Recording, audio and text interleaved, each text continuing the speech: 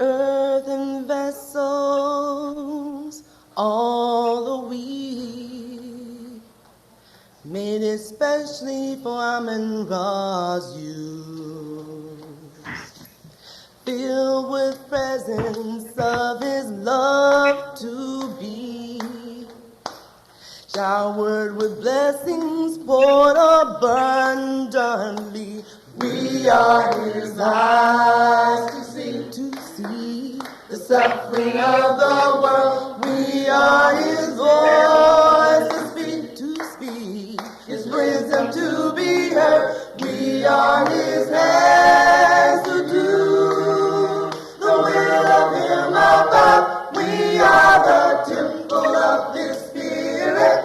We are the vessels of God's love. We are his eyes to see the suffering of the world. We are his voice to speak, his wisdom to be heard. We are his hands to do the will of him above. We are the temple of his spirit. We are the vessels of God's love. Earthen vessels made of clay, shaped and fashioned on the potter's wheel. He has placed us here with you today, gave us his wisdom and his will to obey. We are his eyes to see the suffering of the world. We are his voice to speak, his wisdom to be heard. We are his hands to do the will of him above. We are the temple of God. We're the temple of his spirit. We are the temple of his spirit. We are the temple. We are the temple of his spirit. We're the temple of his spirit. We are the temple of his spirit. We're the temple of his spirit. We are the vessels of God's love.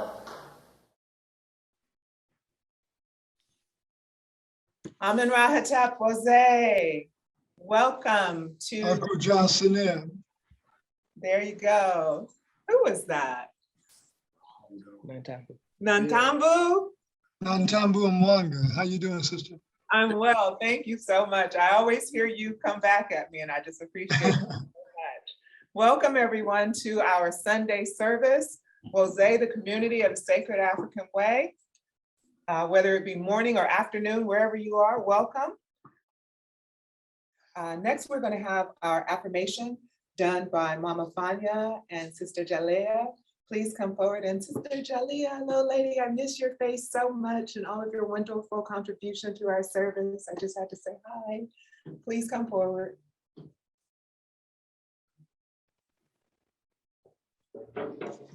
Okay, you're off. Yeah. Okay, you two are next. Okay, we got it. Oh. Rose Community Affirmation. We will know God's truth to be free and self-determined. Help us to remember the humanity, glory, and suffering of our ancestors, and to remember and to honor the struggles of our elders. Let us strive to bring new vision and life to our people. Let there be peace and harmony among us. Let us be loving, sharing, and creative. Let us work, listen, and study so that we may learn, teach, and cultivate self-reliance. Grant us power, O Holy One, as we struggle to resurrect our hearts and our homeland. We will raise our children according to the needs of our nation, with discipline, patience, devotion, and courage. We will strive to be the living models of the new direction of our people. We are an African people. We are children of God. Ashe.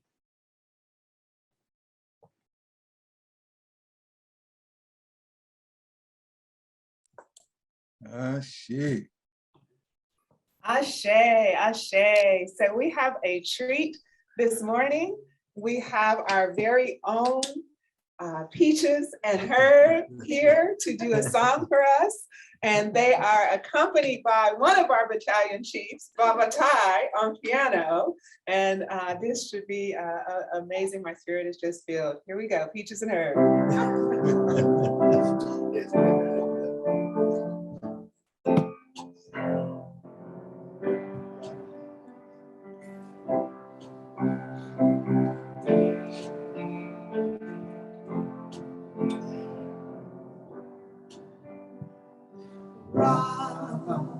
I love to worship you.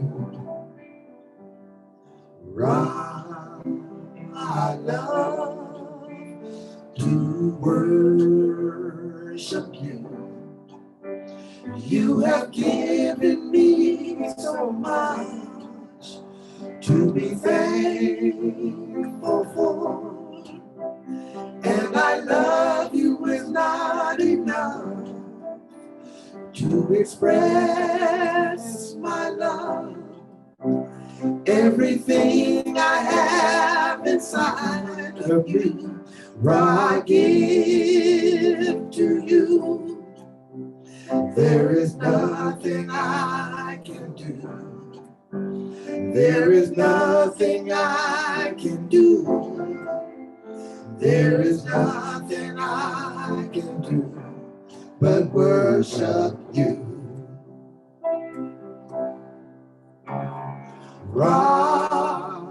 I love to worship you. I love to worship you.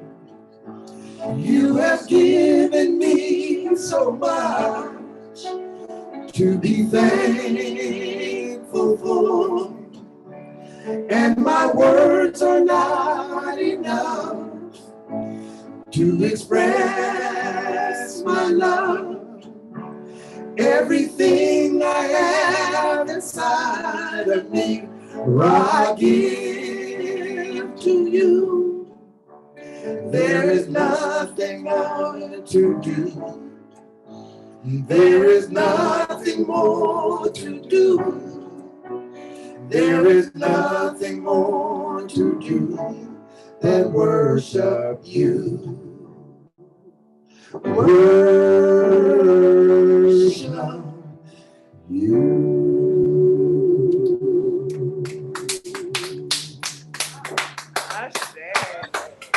Hi, fantastic, you two. Great job. Yay, ashe. Ashe, oh. I told you. Ashe. Very own. That's amazing. That's amazing. That was so good.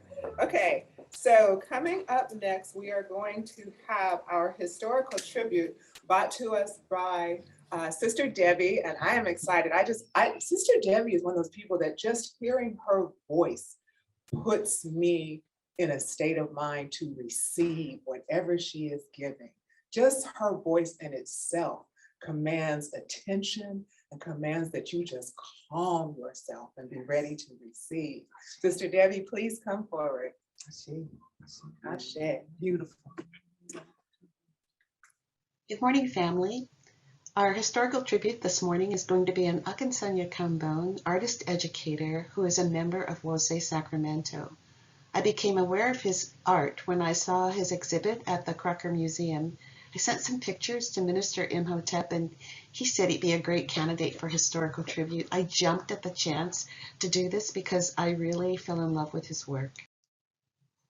We'll take a brief look at several facets that make up the life of this great artist. We're going to talk a little bit about his beginnings, his life in the military and Black Panthers. We'll look at his art, of course, and his commitment to education. Akansanya was born Mark Teamer in 1946 in Del Paso Heights. I thought it was interesting. His family bought a boxcar for $200, put it on cement blocks, added a door, windows, and a porch, and that was home. Akinsanya was stricken with polio at the age of 3, and art became his respite. By the time he graduated from high school, he was only reading at a second grade level. In 1966, at the age of 19, he was drafted into the Marine Corps. When he was young, his school was near the Crocker Museum, and he became aware of art at a very early age. At one time in his life, he said he went to the museum every single day. From 1966 to 68, Akinsanya served his tour of duty in Vietnam with the Marines as a combat illustrator because they realized pretty quickly that he was very talented. He is the recipient of 3 Purple Hearts. He was blown up twice in Vietnam and says he still pulls metal from his body to this very day. He also suffers from PTSD. One of his nightmarish drawings is of a soldier whose lower torso is blown away, and this is experience that came from his reality. He says that image still haunts him to this very day. The war made him believe that he was part of America. He didn't find out that he wasn't until he got back. He also speaks with some passion about Long Binh Jail outside Saigon, which was comprised of over 50% blacks who were housed in containers, naked in 100-degree-plus heat for 24 hours a day. They were there for minor offenses, including absent without leave, AWOL. Understanding Akinsanya has helped me to understand the ill effects my father suffered in the Korean War because he returned a changed man. By the way, the Vietnam War was the first integrated war the United States ever fought. Here's a picture of LBJ, Long Binh Jail, after the riots. Akinsanya was very aware of the racist policies in Vietnam, and he indicated that this was a black prison.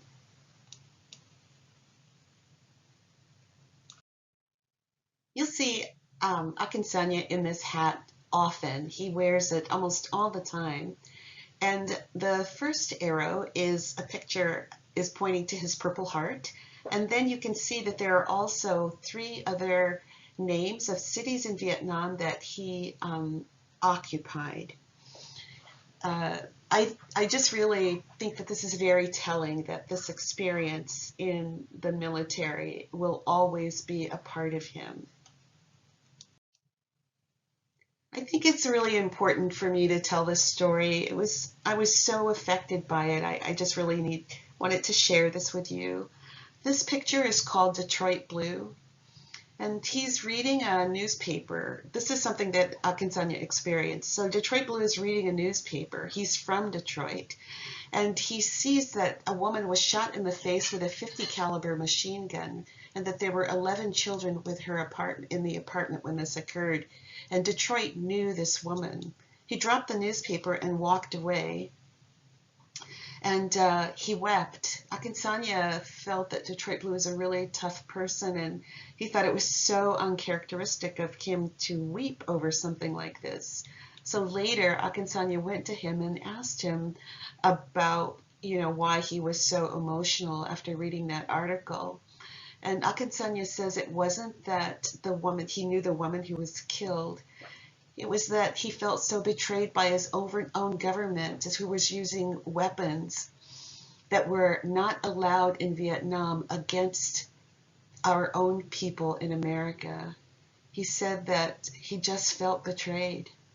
Akinsanya finished the story with his understanding that Detroit Blue finished his life in Detroit with a needle in his arm. In Vietnam, Akinsanya was introduced to the Black Panther Party. As a Panther, he taught himself to read and write. He's also responsible for the infamous Black Panther coloring book, which contained drawings of black men stabbing pigs. It was a book for adults. It was a history book, and it wasn't for children.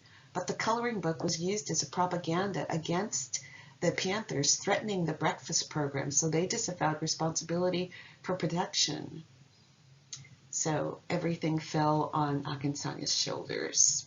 In 1970, to add to insult to injury, he was tried and ultimately acquitted in the shooting trial of a white Sacramento police officer. He was a member of the Oak Park Four.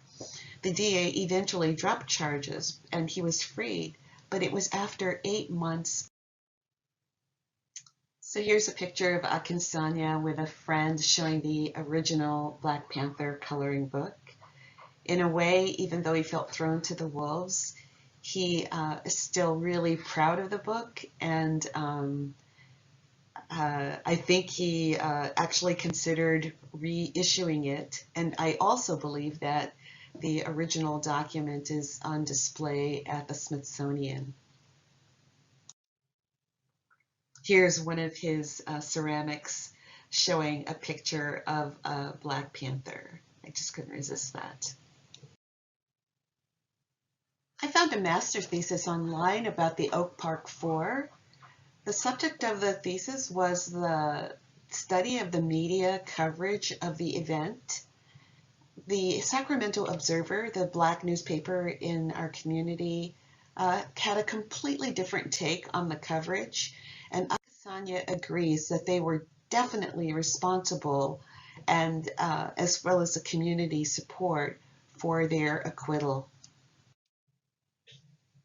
His name means hero of vengeance, and I believe it's really telling that while meditating in 1995 in Africa in Elmina Castle in Ghana, he heard a woman's voice tell him that he needed to teach our children who were stolen about our history and our religion.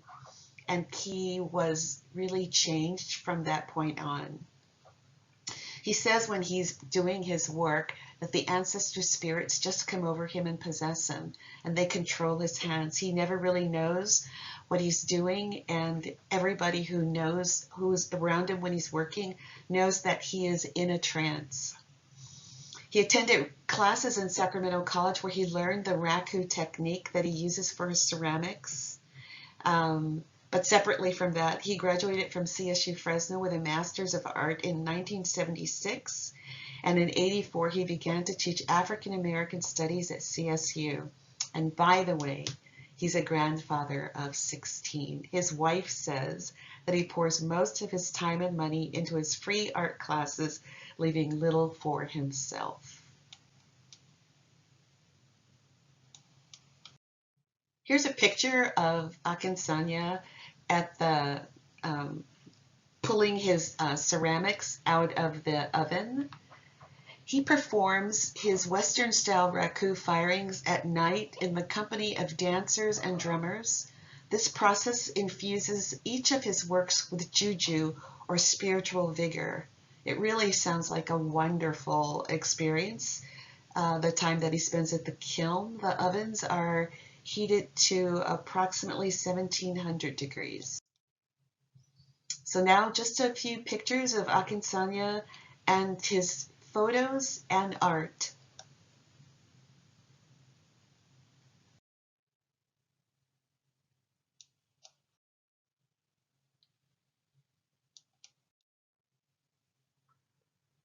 These are his paintings.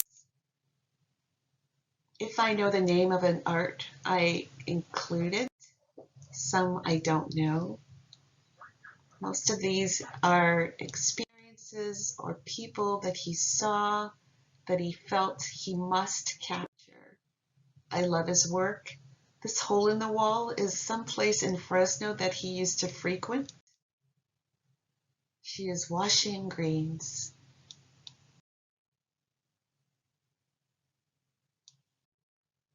In 1984, he founded Pan-African Art. In 1995, in concert with his wife, Tamasha Ross Cambone, they incorporated the organization. They founded a gallery in 2003 and a museum in 2019. He divides his time currently between Long Beach and Sacramento, and he actively continues working. I'm estimating that each piece that we're going to look at in the next couple of slides range between $600 to $800, but they're not for sale because he wants them to be on display for the next generation. He creates daily in his garage, he says, until exhaustion. Again, if I know the name of the piece, I will include it.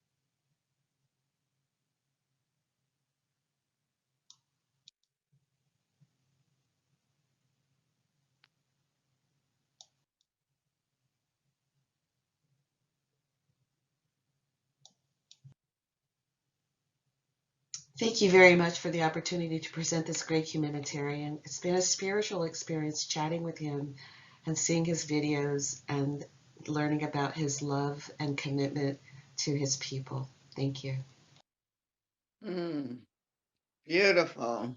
Thank you, Sister Debbie. Thank you. Absolutely wonderful. Thank you, thank you. Asante Sana.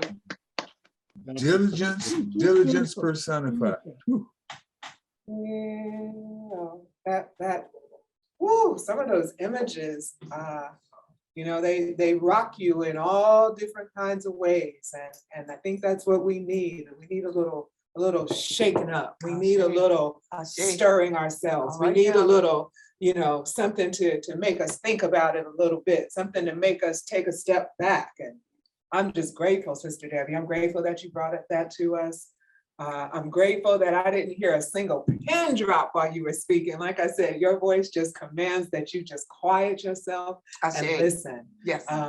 Next up, we are going to have M.I.T. Bill and Sister Michelle doing the affirmation. So I just want to give them a moment because that was a little bit of change. Excuse me, not the affirmation, the Litany of Sacrifice. And that was a little bit of change in the order. So I just wanted to give them a heads up to that. But again, thank you so much. And also thank you to M.I.T. Bill for doing the background production work on showing that video. We are really appreciative of all of the work that you do behind the scenes, Professor. We're very, very grateful for that. So if you are ready, Sister Michelle, and also M.I.T. Bill, please come forward for the Litany of Sacrifice. Excellent. There we see our email addresses and our physical addresses for donations to WOSE Oakland and WOSE Sacramento. As you understand, everything we do here requires financial resources.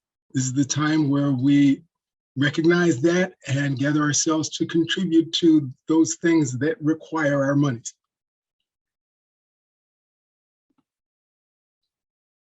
And save us, O Holy One, by your name. Vindicate us by your might. Hear my prayer, divine protector. Listen to the words of my mouth. How can we repay the Holy One for the gifts that have been given to us? We will lift up the cup of salvation and call upon the God of our ancestors. We will fulfill our vows to our Creator in the presence of all our people. Gladly we bring our sacrifices to you. We praise your name, O Amun-Ra, for it is good. Umoja, unity. We shall strive to maintain unity in the family, community, nation, and race. Kujichagulia, self-determination. We shall define, name, create, and speak for ourselves. Ujima, collective work and responsibility. We shall build and maintain our communities together. Our brothers and sisters' problems shall be ours to solve together. Ujamaa, cooperative economics. Together we shall build and maintain our own businesses and together profit from them. Nia, purpose. We shall make our collective vocation the building and developing of our community and the restoration of our people to our traditional greatness. Kuumba, creativity.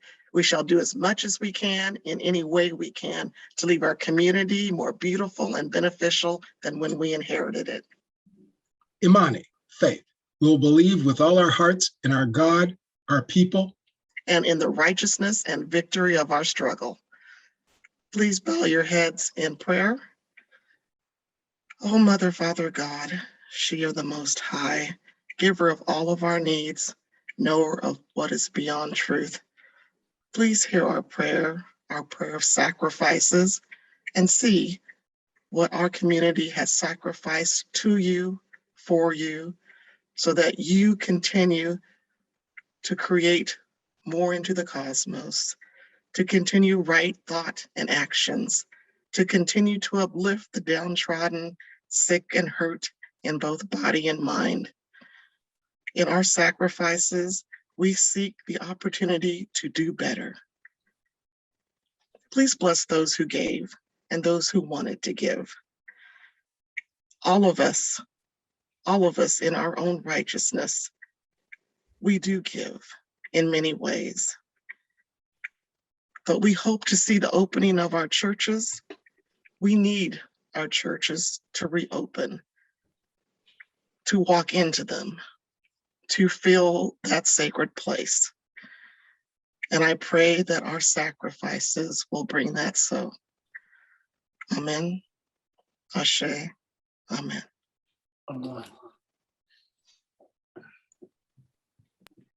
Amen, Ashe, amen. So I had to think about what I was going to say when I introduced my M.I.T. brother in God, Sidney Coulter, to bring a message today. And there was one thing that kept coming back to me. And I kept saying, no, you got to say something else. You got to say something more. You got to say something fabulous, something, whatever. But it just kept coming back to me. It kept coming back to me. And what kept coming back to me was that this young man is a representation of what M.I.T. is. Now, we're all different. We all have different ways, different personalities, different light. But we all have the beauty and the imprint of Amun-Ra within us. This young man, when I first came to Rose, every single time he saw me said, hey, how you doing? How are you? What's going on? What's your name? And I was kind of like, oh, okay, he's a little bit much, but all right, I think he's harmless, okay. And then every single time I came, he said, how you doing? Glad you're back, good to see you. How are you? And I was like, all right, if they're all like this is kind of all right. I can kind of get with this. Then after about 3 or 4 months, he changed it up a little bit. He said, hey, how you doing? Good to see you again, sister. What are you into? What do you like? What do you do? What are you gonna get involved in? Are you gonna play music? Are you gonna sing? Are you gonna do drumming? Are you gonna be on a committee? Are you gonna be a board? And I was like, whoa, whoa, whoa, whoa. You know, I was like, you know, who is this person? You know, but every single time he saw me, he greeted me with love, even though he didn't know me.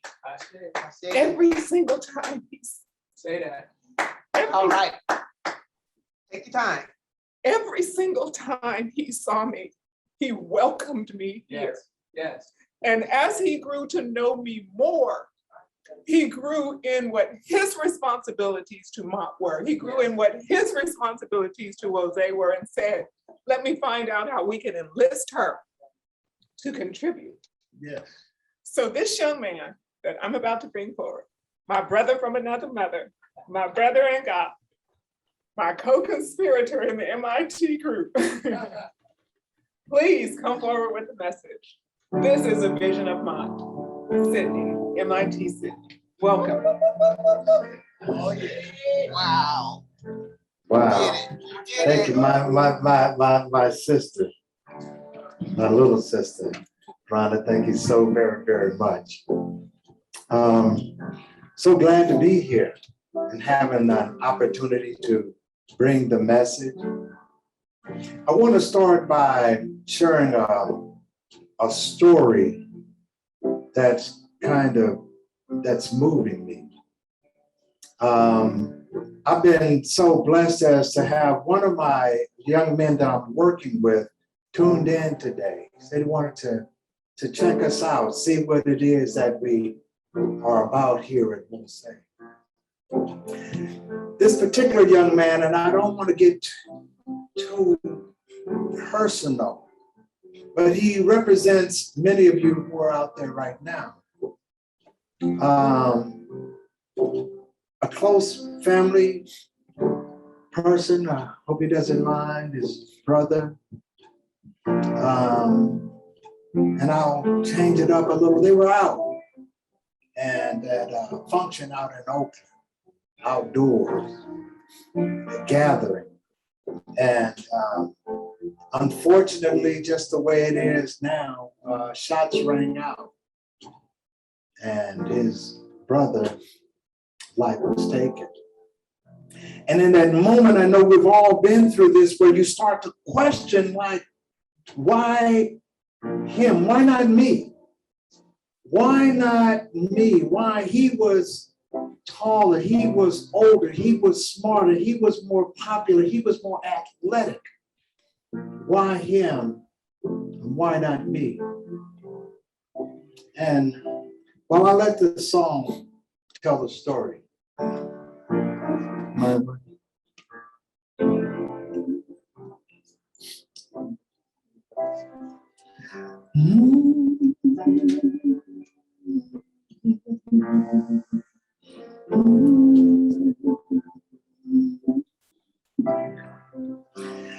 I realize as I lay down to sleep, we haven't spoken,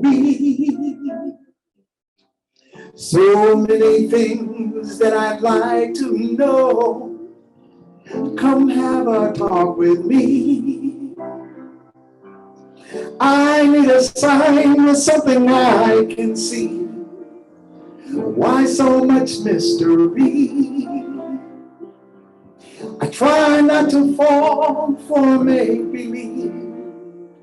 What is reality? What do we know? Where do we go?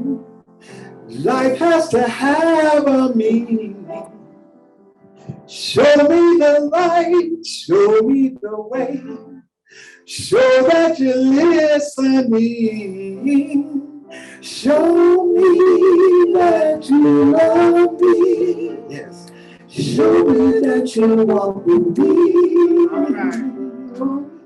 Hold me just above me. Heaven's watching over me.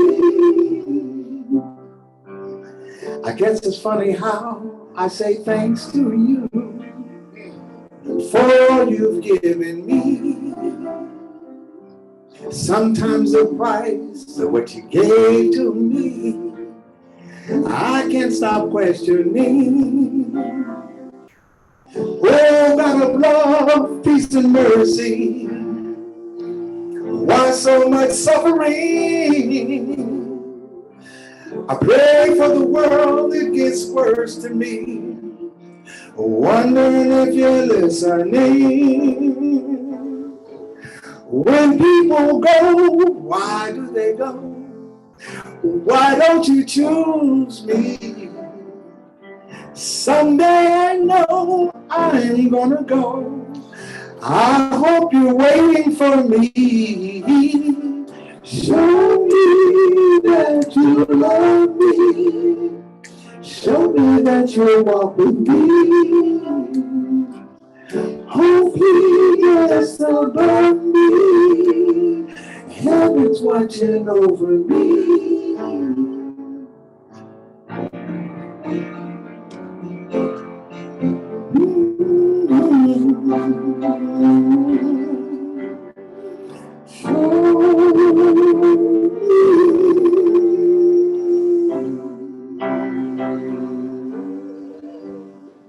Maybe we'll talk some other night, but right now take it easy. I won't spend my time waiting to die. I'll enjoy the life God has given me. Show me that you love me. Show me that you walk with me. And hold me just above me. Heaven's watching over me. Show me that you love me. Show me that you walk with me. Hold me just above me. Heaven's watching over me.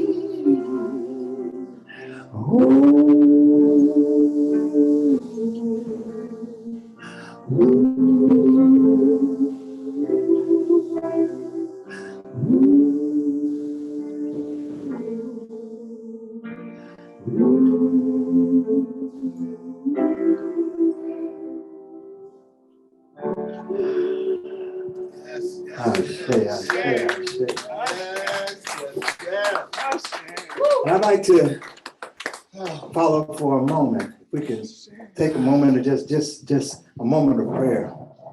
You can close your eyes, bow your heads. Creator Most High, we come to you with bowed heads and humble hearts, thanking you for this day, thanking you for the opportunity to join together and worship you, join together and ask questions, join together and hold one another up, join together and teach one another, Most High.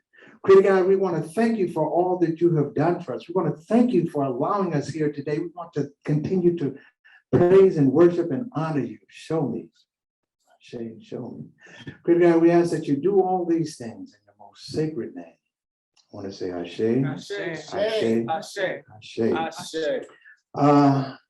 There's so much I'd like to say, and I want to try and move over here. Hopefully, I'm still in good range.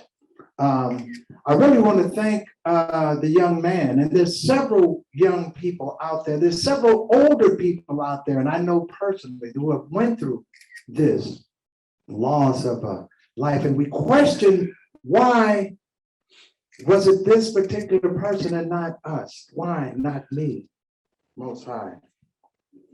And, you know, I want to follow up on the message given a few weeks ago by our dear brother M.I.T. Malik. Let me try and move up here.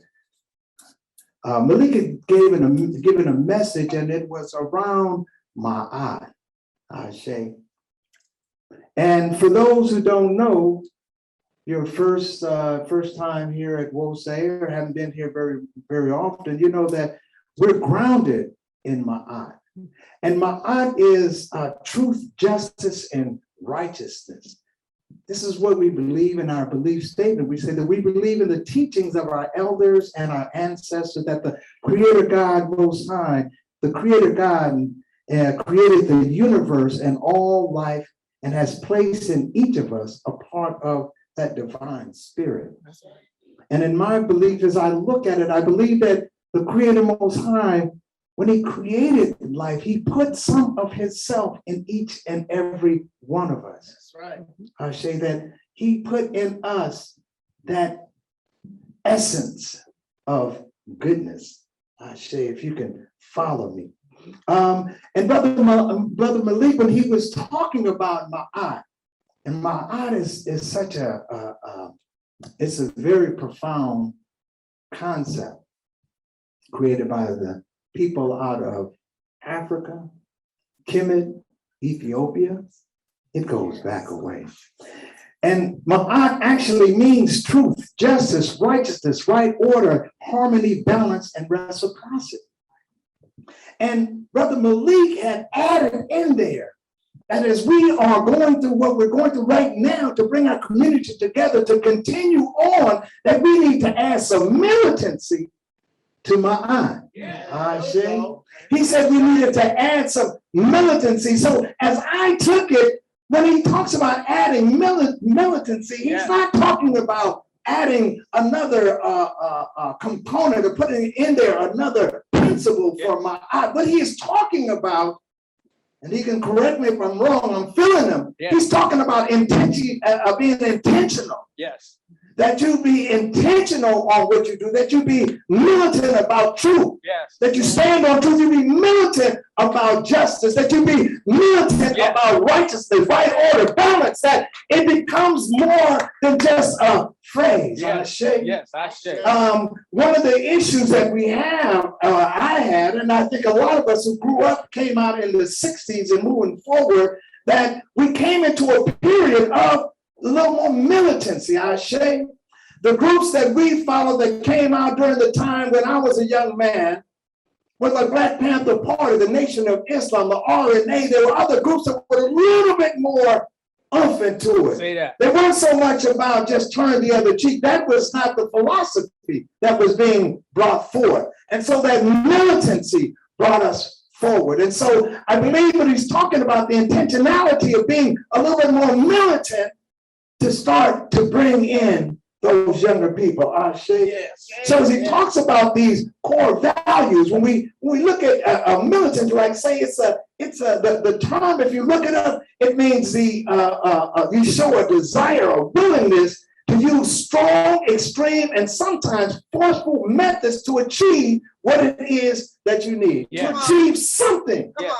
if you want balance in your household, you want balance in your community, sometimes you have to do a little bit more than just ask. Come now. Yes. Come on. I Tell the see. truth. Yes, Say. yes, yes. And so here we are seeking truth, but you want to seek truth with a little more balance. Yes. Come on. A little bit more oomph on it, I Yes. say. Teach. And while I was going over my, and that's where what I'm looking at, what I'm working on, I'm trying to build on my brother M.I.T. I'm trying to build as M.I.Ts. We should, these stepping stones are building blocks. We build upon one another, I say. Come on now. And so building on what my brother M.I.T. Malik was saying, militancy is one part of it. But then I have another brother, not M.I.T.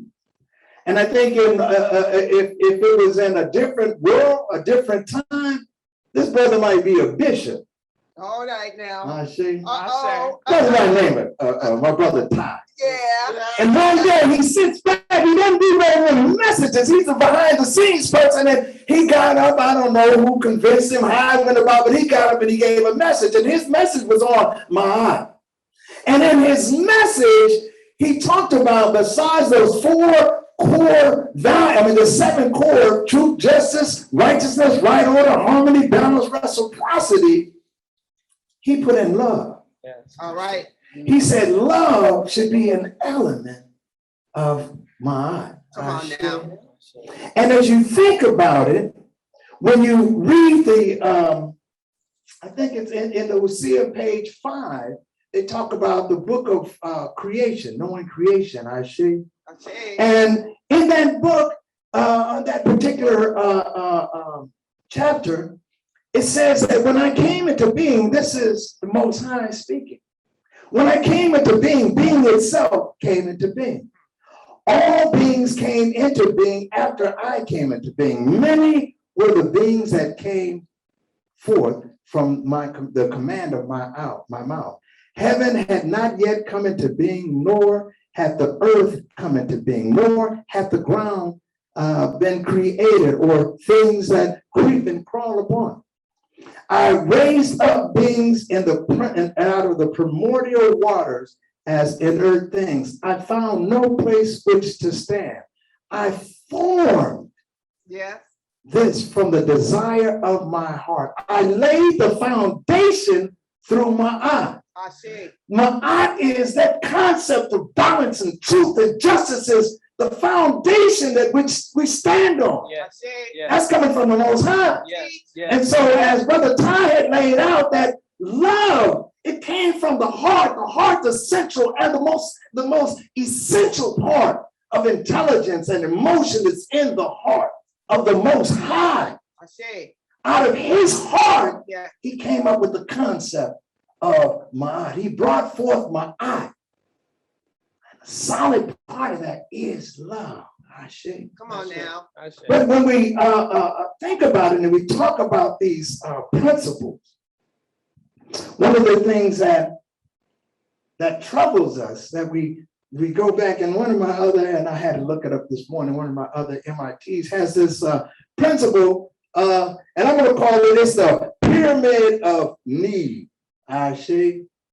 Okay. That's Brother Shango. Okay. Yes. You give him a call, he can give you some books to read upon it. But it's the principle of need. And so you got to kind of conceptualize or contextualize, the things that we're talking about.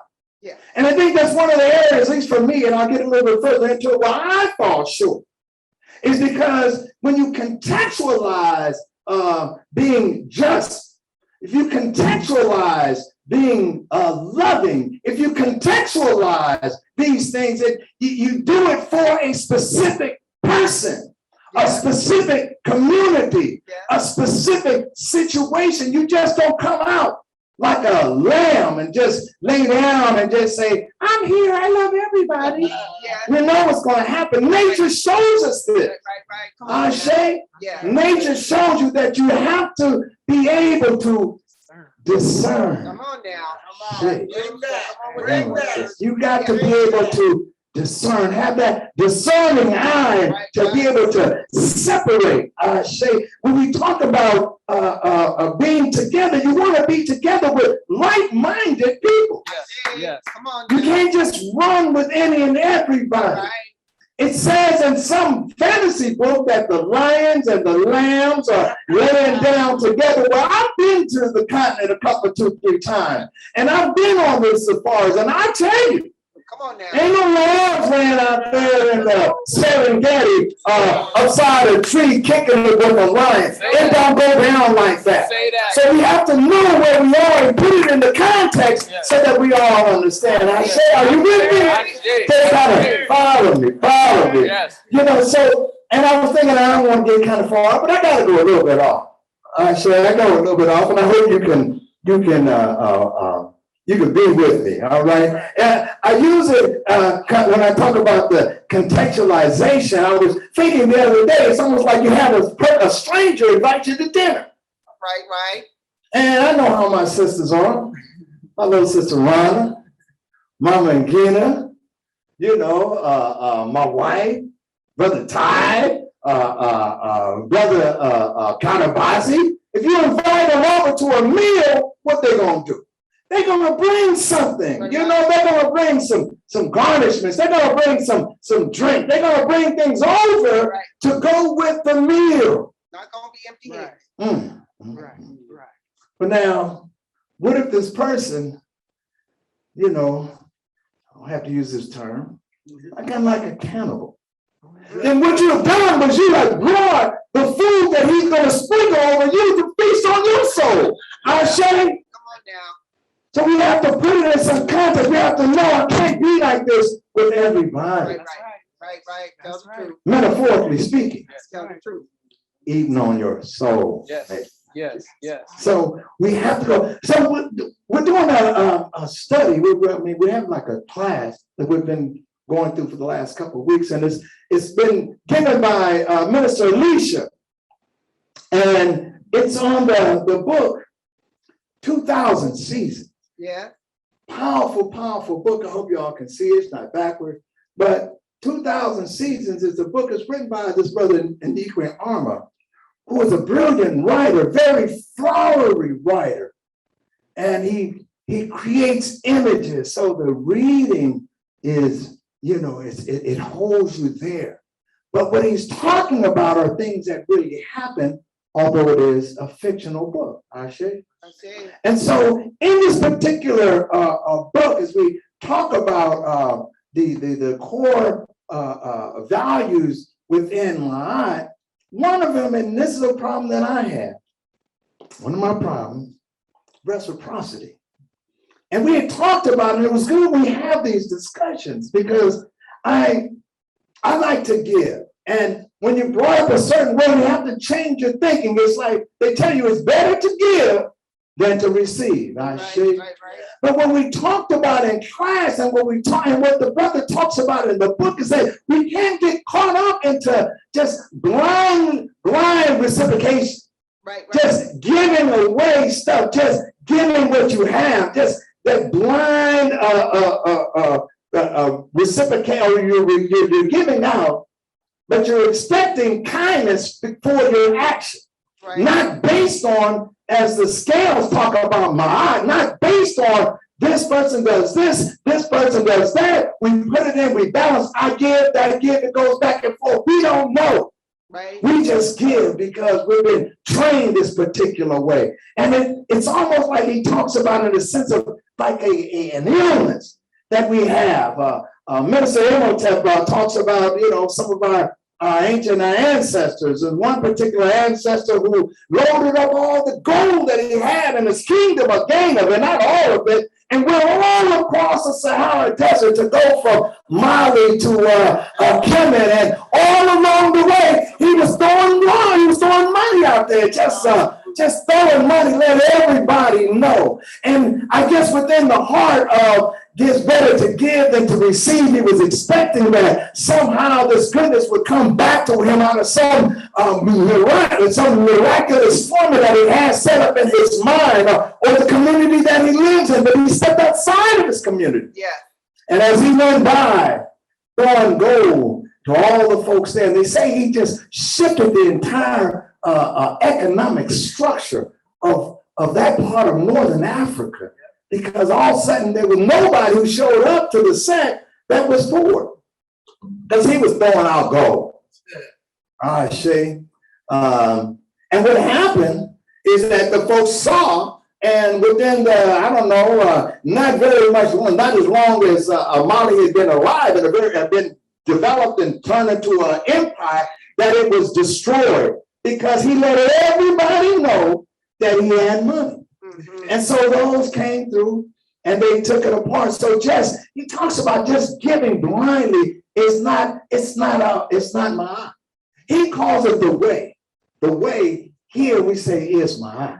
Right. He talks about the way is my. This is how we are supposed to live. So he talks about this, that this sickness, this disease of just giving things away, that it's not, that reciprocity is not just merely taking, it's not just merely offering, it's not just giving, but only giving to those in which we have received an equal measure.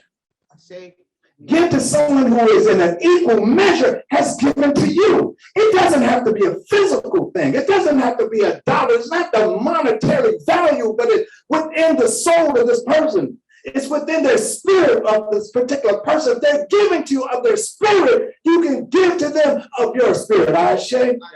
But if they're not, they just take it. Right. They just take it. It won't be long before you've given yourself out. Yes. Right. You've given everything away. So we have to be a little bit more clear on that. As Brother Malik talks about, we got to be militant. We got to be intentional about who it is that we roll with. And he goes on to talk about just being too loose. That he talks about what they call the ostentatious cripples. Ostentatious is somebody who just vulgar with their showing off, beyond it making any sense. They just dress just flamboyant beyond. It's they talking that big talk about what they're going to do, what this and the other, but it's just to get from you. Yeah. Right. And so we have to be able to discern. All right.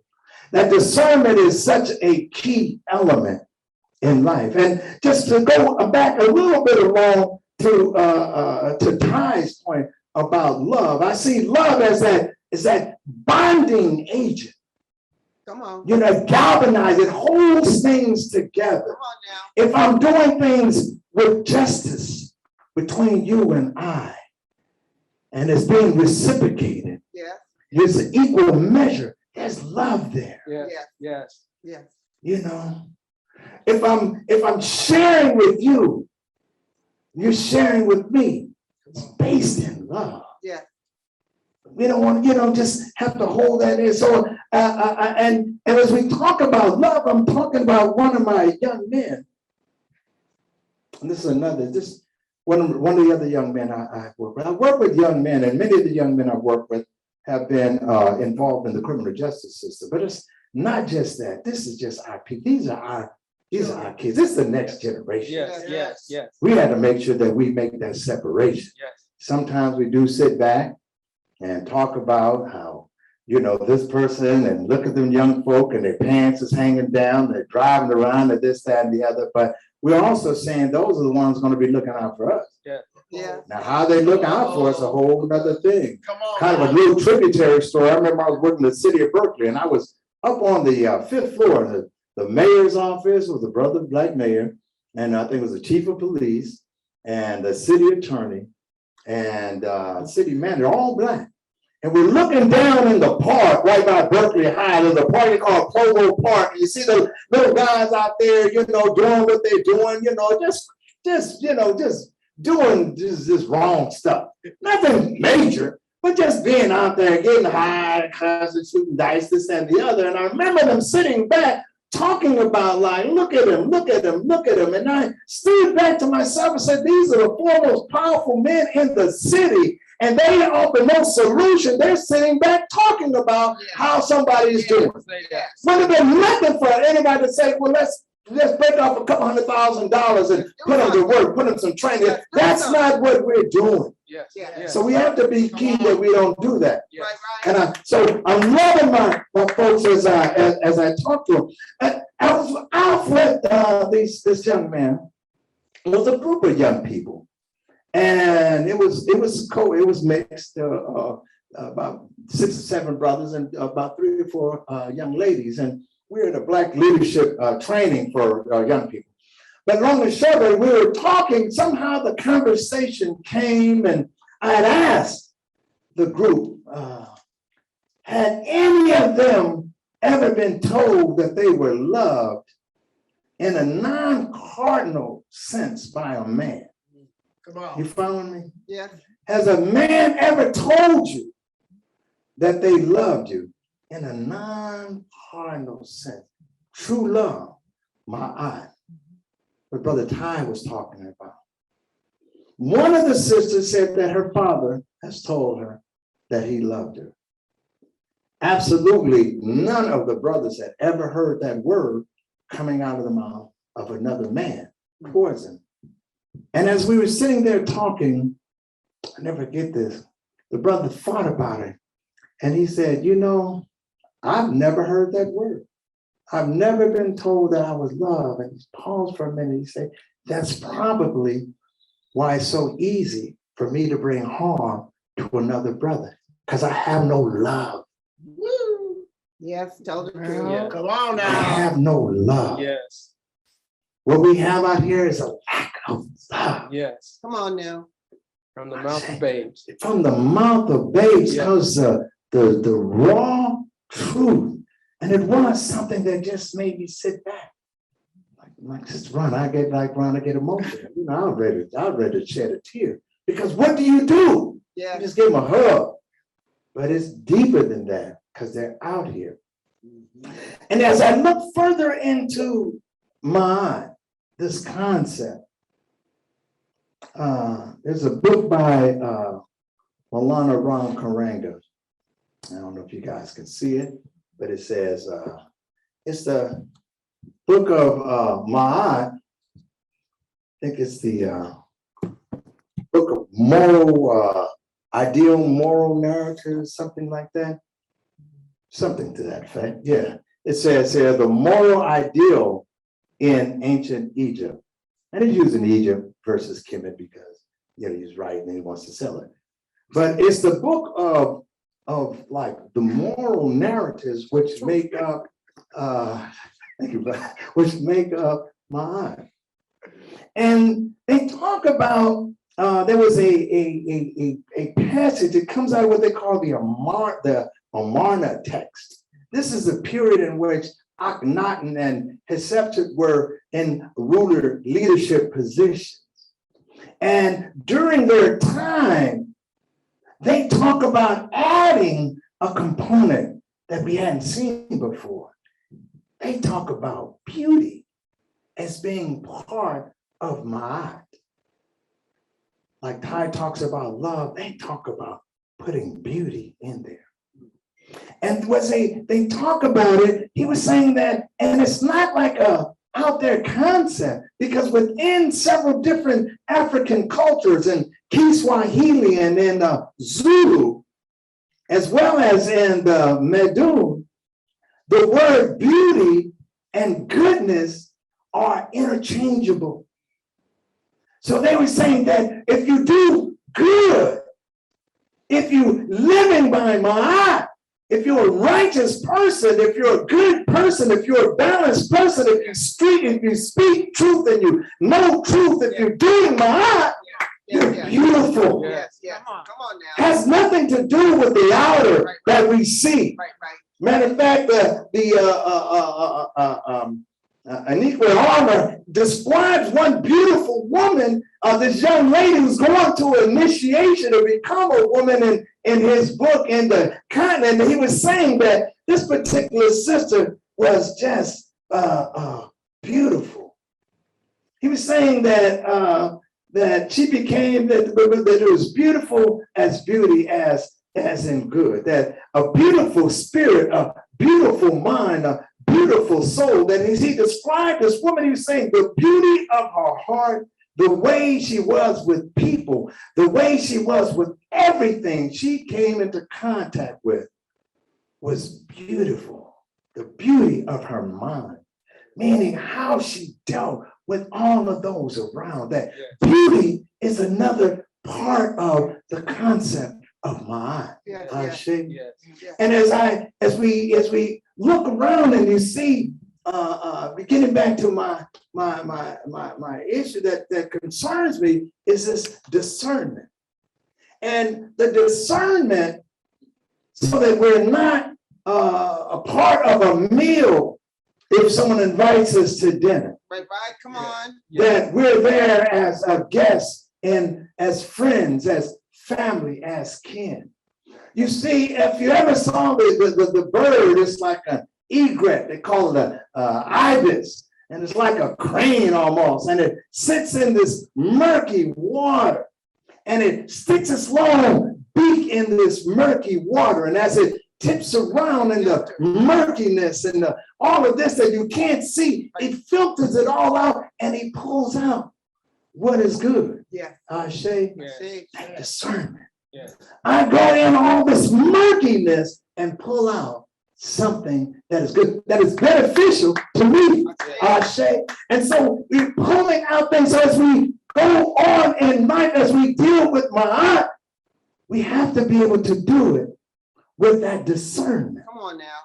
And if you look at the drawings that they have in ancient Kemet of this ibis bird, it is they use the deity, the god, we're going to call it the Neteru Tahuti or thought, the one who represents wisdom.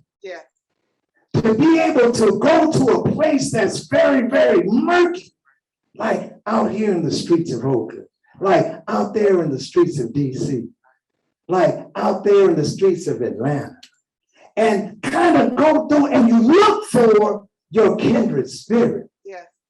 We're giving, we believe in Ma'at, we practice Ma'at, but we're not foolish with it, not blinded.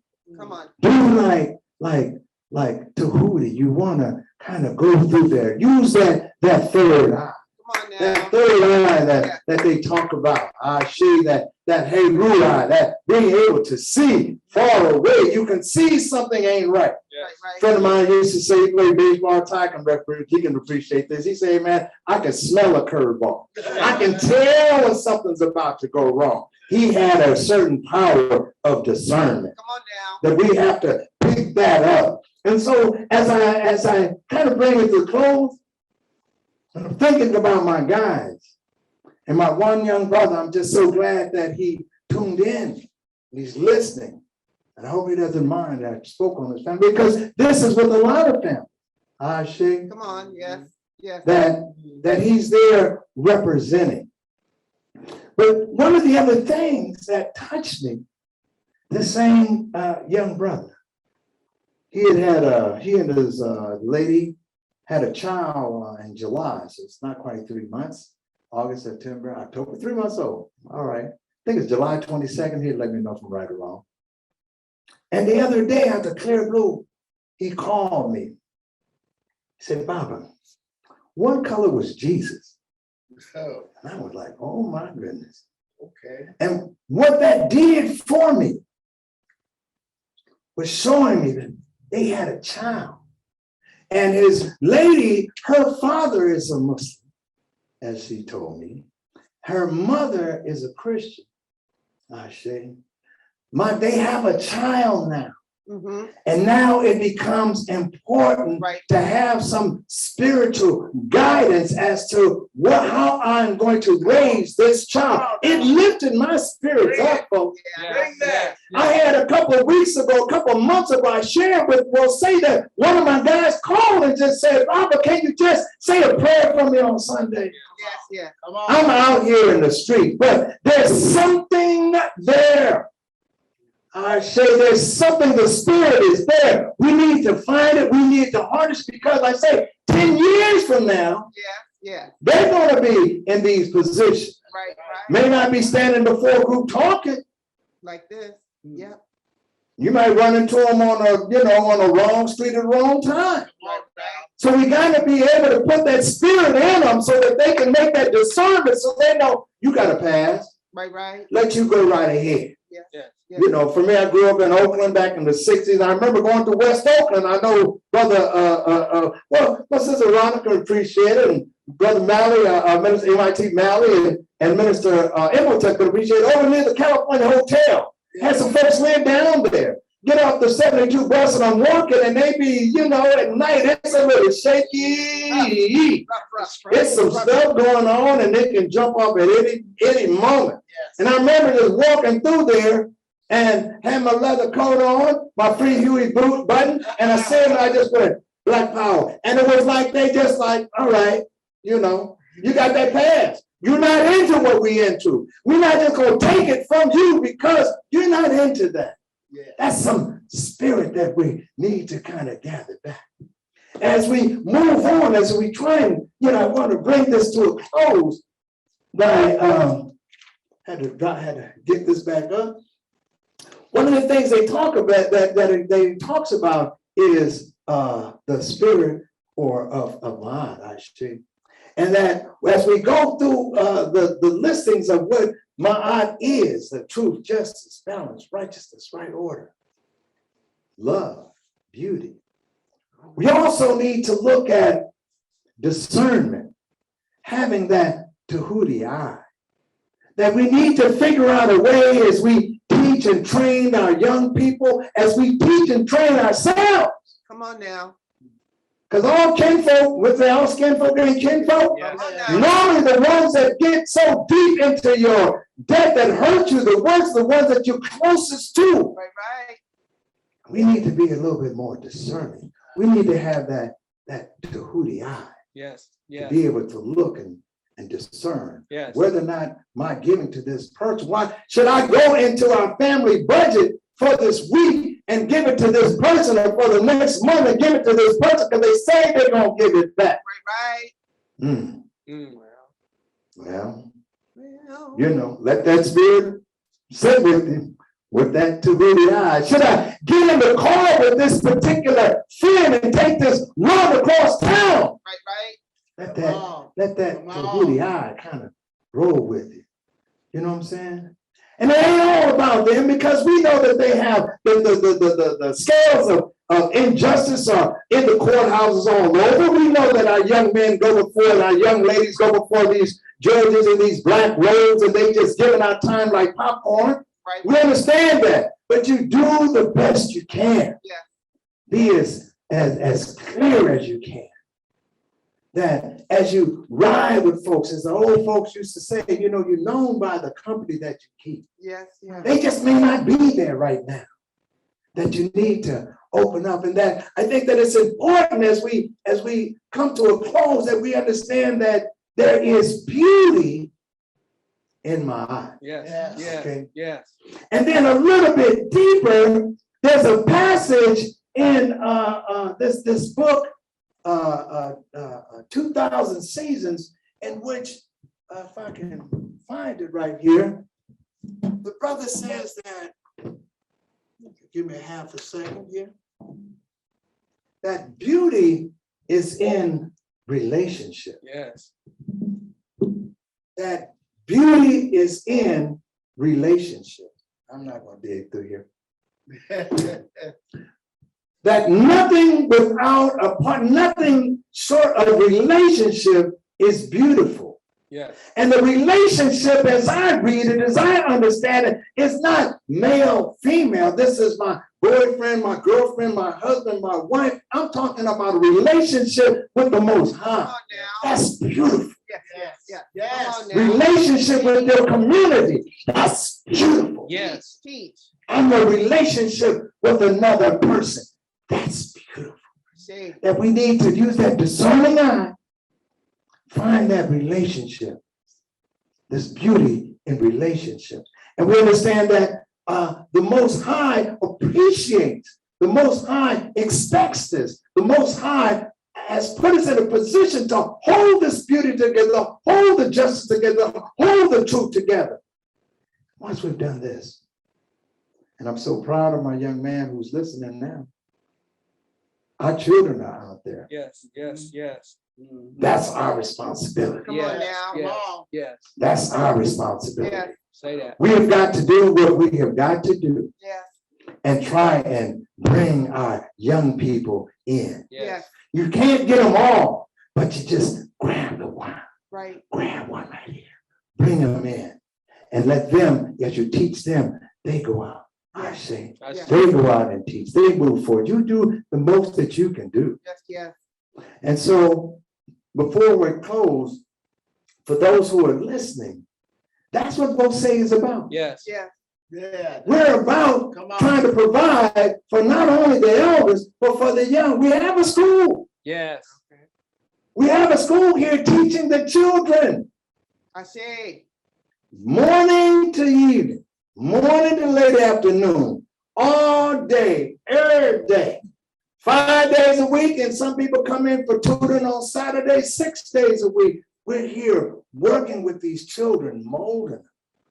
We're here in this community, bringing people like-minded together so that when I call on my M.I.T. brother Malik, I need something. He's there. He knows that there's going to be balance with he and I in our relationship. Yeah.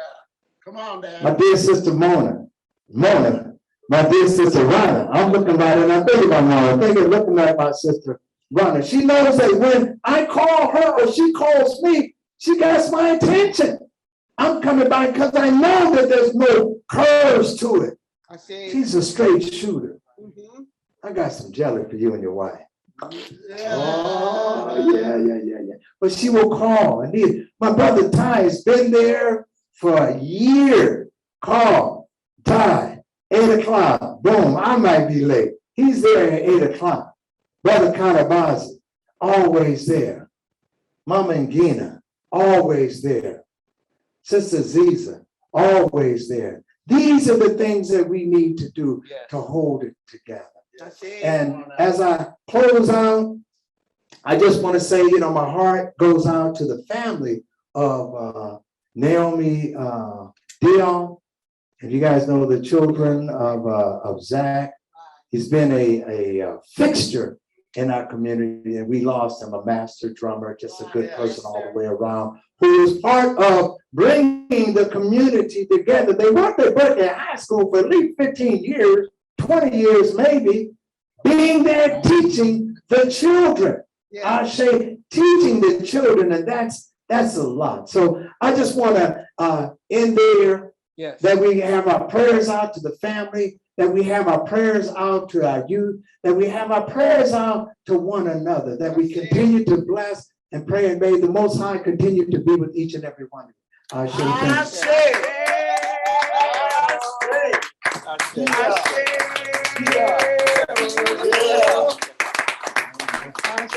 Hey, well said, Sid. Well said. All right. Let's once again acknowledge the powerful message that we received from my fellow M.I.T, my brother of my full adult life. I say. Yes, let's acknowledge this message.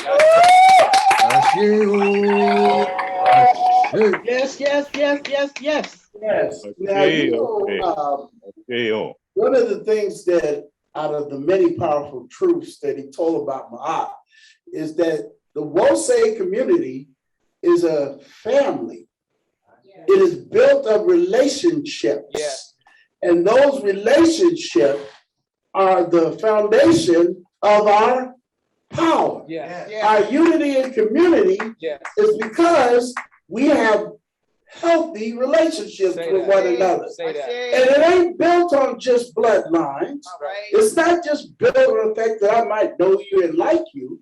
It's not just that we have people who are similar in character and attitude. It's also about the fundamental connection we have in the divine. And in that message, there should be something that motivates everyone that has been listening to that message today. Somebody here ought to have been touched. Somebody here should be moved. And in that move, in that touch, we want to invite those who see the beauty of life in relationships to come and be a part of this. Yeah, say that. Come and get some of this. So I am issuing the invitation that if you have yet to formally announce and connect yourself with this unity, with this community, and you want a part of this healthy relationship, this is the time. Raise your hand, wiggle your fingers, contact the chat space, and let it be known that you want to be a part of this moving, powerful, M.I.T. relationship. I say, I say, one more time. I say, and also I don't want to let it off the hook. A lot of times in these celebrations, most of the folks who are attending have been already attending. We got membership all over this country, even in some foreign lands, and most of us are pretty loyal. Part of the invitation to be a part of this is that you also have a responsibility. Come on. See, in inviting you all who are out here listening, we also need to invite those who aren't listening. See, when Sydney, my brother, was talking about these young people. Come on Now. These young people. Talking to you. And you saying, we want to grow, we want to build something, well, then you're going to have to reach outside those who you already know. Yes. There you go. Some of those are members of your family proper. Come on, talk. Some of those might be some of your good friends that you watch football with or be kicking it with. And we need to share the message of a beauty in a relationship in divine order. It don't mean you got to deliver a message. You ain't got to be gifted in song like my brother, but you can open your lips and just simply share the good news. That there's a community being built. Say that. Because there are some young people right now that's something they just need to hear. Just like there was that young man that never heard I love you. There are people who don't know that there's not just the traditional churches and the sick shows and goes, but there are also a community of believers who want to be closer together, unified to build a positive future. Don't you want to be a part of that? So then you ought to tell somebody else. I don't know if I'm by myself, but I'll tell you what, I would not be here if it had to be for somebody to reach outside themselves and tell me about this community. I wasn't born in this, and I'm sure many of you. It took somebody reaching out to you. So reach out. Step outside your comfort zone. Reach out. Yeah, like I said, you ain't got to be Minister Alicia and do some excellent presentations on books. Just speak like you know. This has been good to you. So it ought to be good to someone else. Tell it. Tell it. Don't keep it a secret. All right. I say.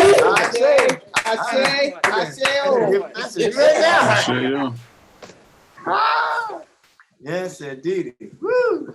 She ready to go. Well, see, this is what happens when you got too many M.I.Ts in the room today, y'all. We having some service over here. We having some service over here. This is what happens when you get us all together over here at Wose. Yes. It's amazing, Wose.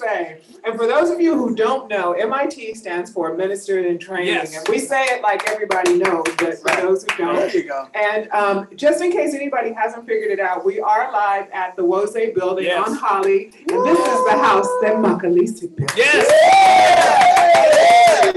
All right, let me say, this is the house that Minister Makalisi built. There we go. All right. So we're gonna get together for Lift Every Voice and Sing, you all. All right. Yeah, the better voices should be in the center. Let me go. Where do you want to be at? And you all get ready to.